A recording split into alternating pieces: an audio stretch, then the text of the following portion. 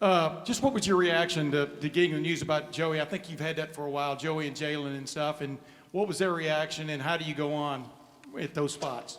Well, I kind of knew about this for a little bit. It was the university has, athletic department has the policies that we expect. I'm 100% fully supportive of it.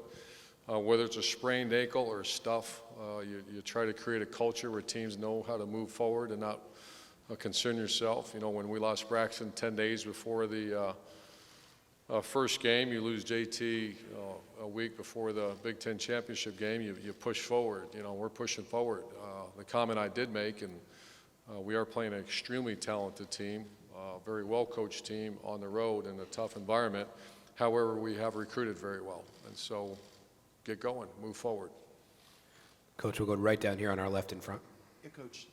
Steve Hellwagon with 24/7 Sports. The question I have, you've been dogged by this question since you won the championship, is how do you avoid complacency? How do you avoid all the pitfalls of being the defending champion? Are you concerned about the climate, the culture of your program to have these kind of issues that you really didn't deal with when you won the national championship kind of creep in now? Oh, sure. Every coach is concerned about that. There's no perfect team. There's no perfect program, and everyone deals with stuff. You know, when you're Ohio State or some of these other big-time programs, stuff becomes a major deal, and this is. However, the indicators that you look for first are academics. In academics, we have the highest GPA or highest graduation rate in the history of Ohio State football. You know, I don't want to just buzz right over that. So that's one indicator that our guys are locked in. Second thing is the weight room. I have the best strength coach in America, and we evaluate everything. And then the social element, that's obviously the one that you keep one eye open, and we've been relatively good. So you're watching it.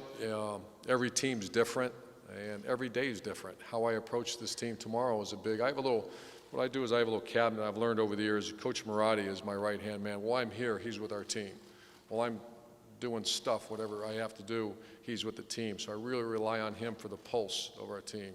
And I can't say that we have a set way that we're going to approach training camp. It all depends on the pulse. So the indicators, other than this, has been not good. It's been great, and but tomorrow's another day, and so we just keep pushing forward. Coach, our next question is on our right down front. Urban, Todd Porter from the Canton Repository. Can you elaborate at all on reports about Braxton perhaps switching positions, how that came to develop, and what you might expect from him in a new role? Yeah, I think that was somewhat premature. You know, I think Braxton will play receiver. I've worked with him, and Zach Smith has worked with him. He approached me, I want to say a month and a half ago, and said this is because it was a plan B at the time, because if shoulder doesn't, and he's a smart guy, and his father's his family's smart people, and they said, what is the plan B? And after he addressed it, then we dove right into it, and here's the plan B. And so we've been working with him for a good month, how we're without a ball. It's all been footwork, it's all been, you know, because you can condition position specific, and that's what he's been doing. The feedback I'm getting from guys like JT and Cardell is that he's very athletic, obviously, and he can catch the ball. I've not seen him do that. So I'm anxious to see day one. Day one, I'll personally work with him myself. I was a receiver coach for a long time. So I'm going to work with him myself and see if we can get him ready. Because obviously, I don't think we have, but there's a tendency to forget someone if they're not around for a while. Forget how good he is. And right now, the one thing that I always was concerned about Braxton was his leadership in like the weight room, and he wasn't the ultimate grinder. He's now moved in the top 5, 6 workers in our team, and that's a credit to. He's a serious dude right now, and that's fun to coach those guys. I'm going to go right here, Coach, and then we'll head to the back of the room. Bill Rabinowitz, Columbus Dispatch. Ohio State, to some degree, always has a target on its back. Obviously, winning the national championship, even more so. What have you done to kind of make sure that your team guards against any issues related to that and embraces that challenge? Well, similar to the question I was asked earlier about, there's indicators that you watch very closely. The number one is the academics, number 2 is social, and the number 3 is the weight room. Those are all indicators. How's your team doing? And like I said, academically, for the most part, has been excellent. The weight room, and I just go by because I'm not, you know, coaches take some time for themselves in the summer. How are we doing it every day? How are we doing, Mick? How are we doing? And like everybody, they don't have good days and bad days, but it's been overall good. So all we can do is watch the indicators, watch it closely, and then dive into it with a sledgehammer if we start to see something that's disrupting the team. And we dealt with one.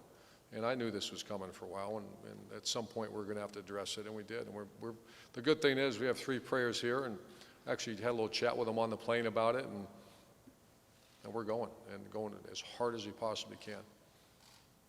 Our next question, Coach, is all the way in the back of the room on our right. Austin Ward, ESPN. Urban, you referenced your history coaching receivers, and with Braxton's athleticism, what is realistic for him to contribute? He's just got a training camp to play a position he's never done before. How quickly can he make that transition? What do you think is realistic for him? For the average guy, Austin, I'd say it'd be very uncommon to be able to at least right out the gate.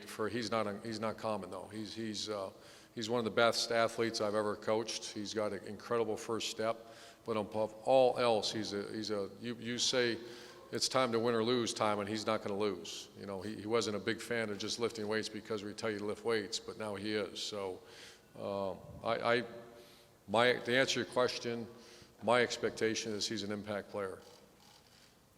We'll move to the left side of the room, Coach, in the back for our next 2 questions. If you use Braxton as an impact player, what specifically does that mean? Where do you see him fitting in your offense outside of just playing wide receiver?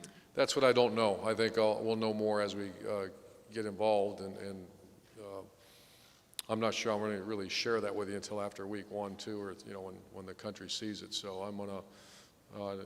I know what I saw as far as athleticism, but it's the same thing you all saw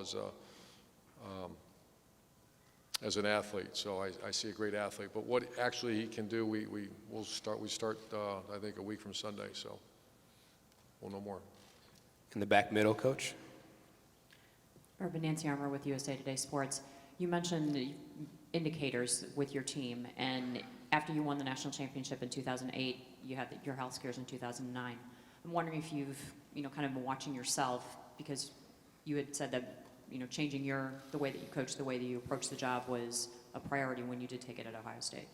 Well, I've been watching it very closely, and others I'm close to have, and it's been great. It's been, I've learned how to delegate, learned how to shut things off when it's time to shut it off and move forward and not concern yourselves with things you can't have control over. So it's been great.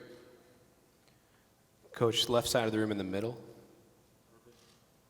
Coach, Where? To our left in the middle.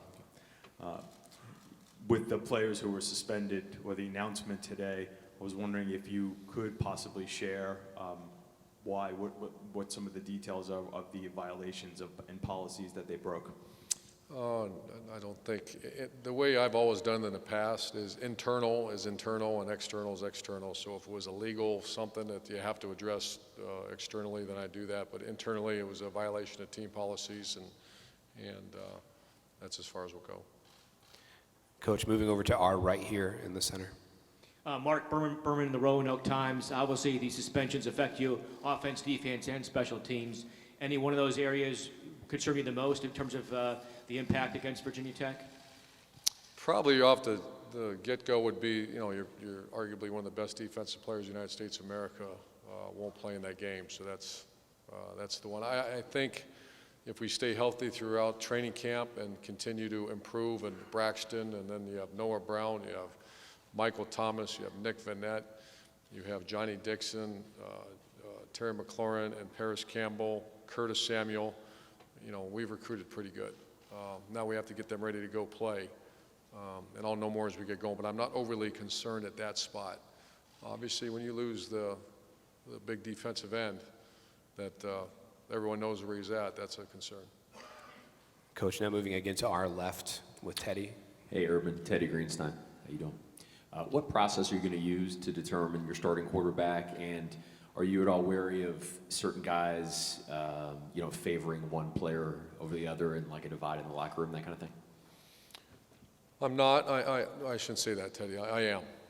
But I like the culture of our team right now, and we're going to play the guy that helps us win. We've already started the process. and that's leadership. I've graded the leadership throughout the summer, academic component of just how they handle their business, and then obviously now we're going to get in. And the way Coach Mick hands me a weekly sheet that we keep a score. So basically, we're keeping score of everything, and everything will be obviously multiplied when you start actually adding 7-on-7 mini field, third down periods and all that. So it's going to be I probably, when I say there's not a gut instinct involved, there will be, but there's also going to be a lot of statistical data that we chart and watch very closely. And they've earned that right. You're talking about 2 to 3 very, very invested people and incredible families that, what they did, and I made this comment, this is, to think about this is not, I don't want to say overwhelming, but when you talk about the history of Ohio State football, every one of their names has a prominent role in that history book, and that's real. Time for one final question. Coach will be right in front of us. Cleveland Plain Dealer. Urban, you've spoken about Braxton as being off the charts, the most dynamic player you've ever coached.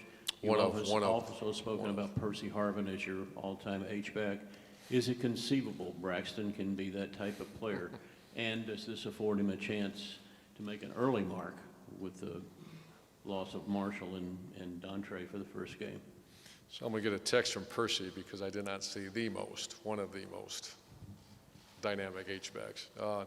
He's got, we've used that word, I don't want to ever be accused of using that word loosely because Percy's, I don't think I've ever been around a more dynamic athlete.